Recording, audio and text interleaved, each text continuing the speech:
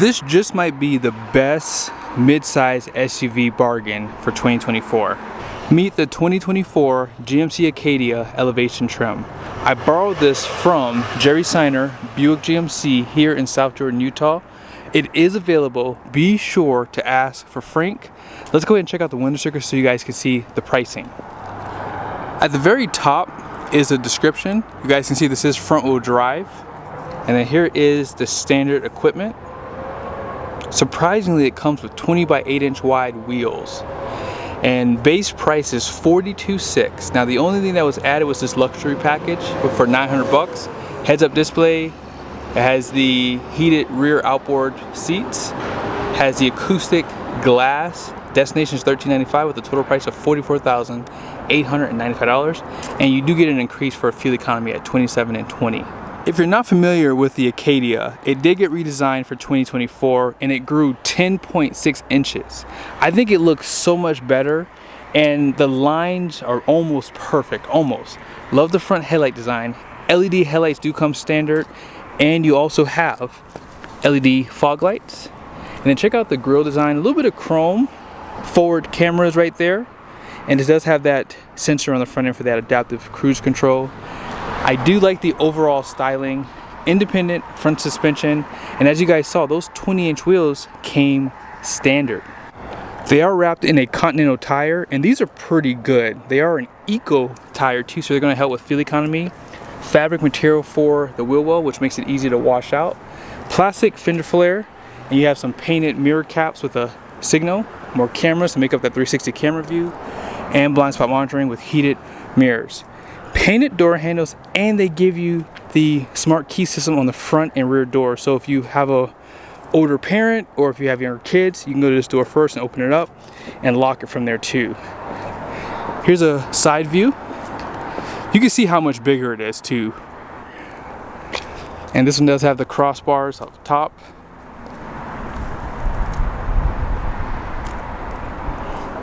And here's where we're going to fill up at regular fuel. And more of that plastic trimming down below here. And then check out the rear. Quad exhaust, and they give you like a gray accent. They hide that hitch.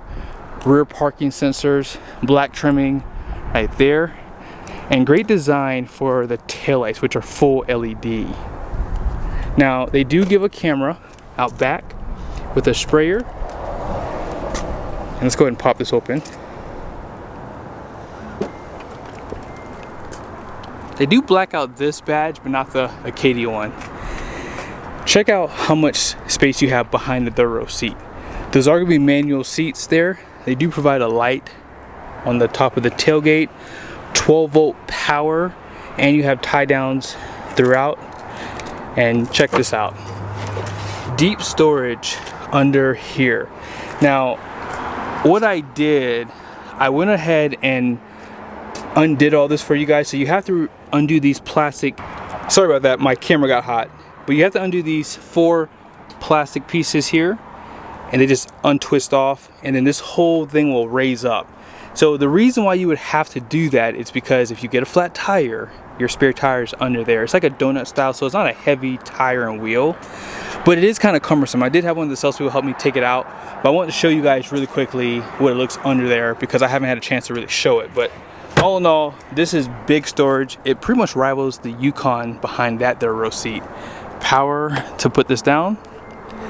Let's go ahead and check out what's under the hood.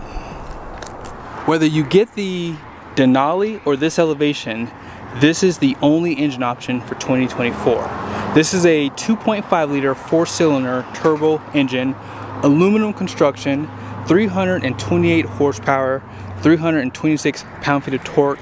It does have an 8-speed transmission, so that should help keep the RPMs low. Let's go ahead and check out the interior.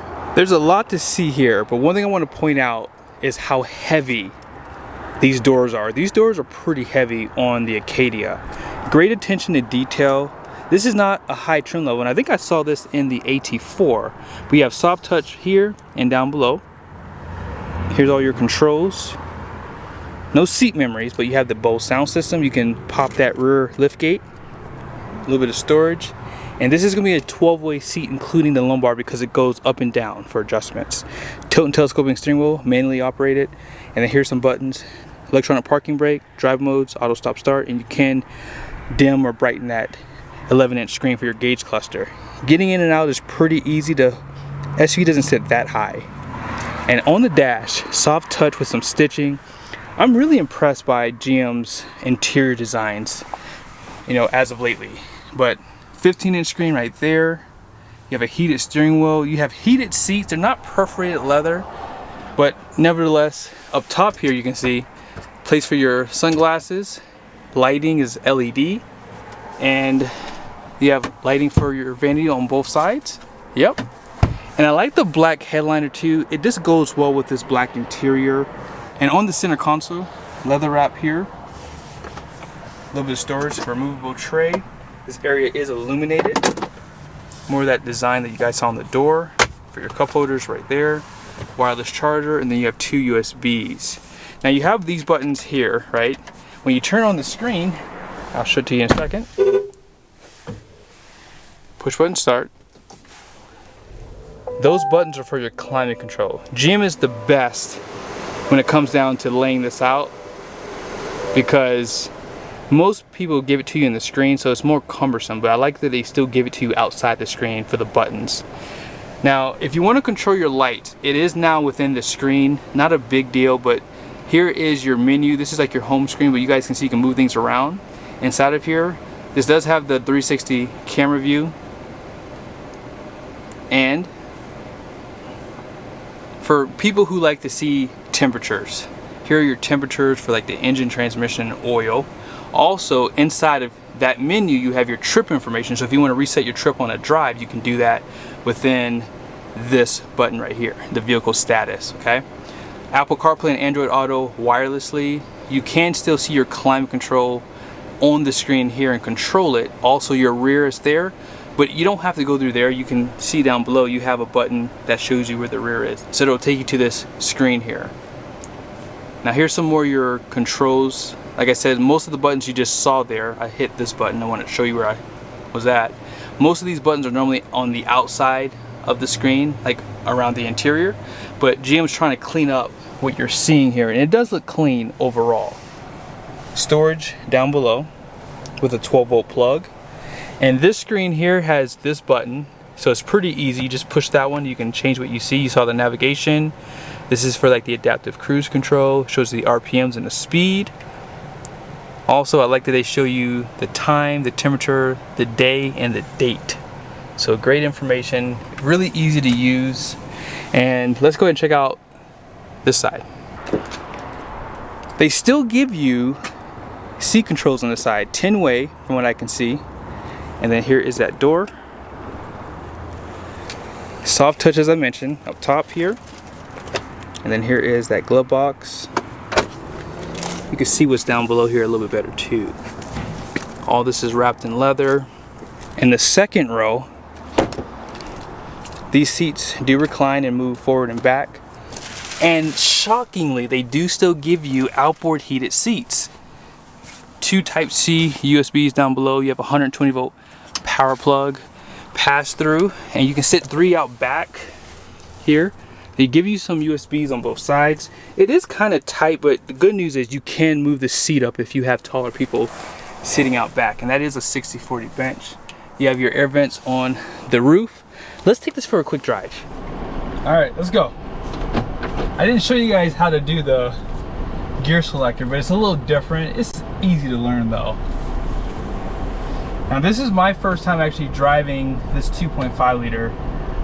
In the video I did with the AT4, I had mentioned they should have probably just given the GMCs the 2.7 liter, right? But I guess they have the reasonings for doing everything. Now, one thing I did notice, there's not any like sounds coming from the turbocharger. Normally, oh, that's a really nice Lamborghini over there. I don't know if you guys will be able to see it, but man, it was a STO. Gosh, really nice car. But back to this, we're not talking about Lamborghinis, we're talking about Acadia. The Acadia definitely doesn't have any like sound coming from the turbochargers. And it does sound like a 4-cylinder engine, I'm not even gonna lie, it sounds like a 4-cylinder. When you hit the bumps too, shockingly, the suspension does a good job like not shaking you in the seat. GM is always notoriously known for having a little bit stiffer seat, and maybe that helps to allow them to break in over time easier. The lumbar support, let's see, it's nice. It's nice. Okay, and see the fact that you can put it up and down, that, oh yes, right there. Right there, here we go. All right, good brake feel, and visibility is great out this front windshield and the front glass. These doors are actually a decent size for this SUV. Let's go ahead and see how the acceleration is.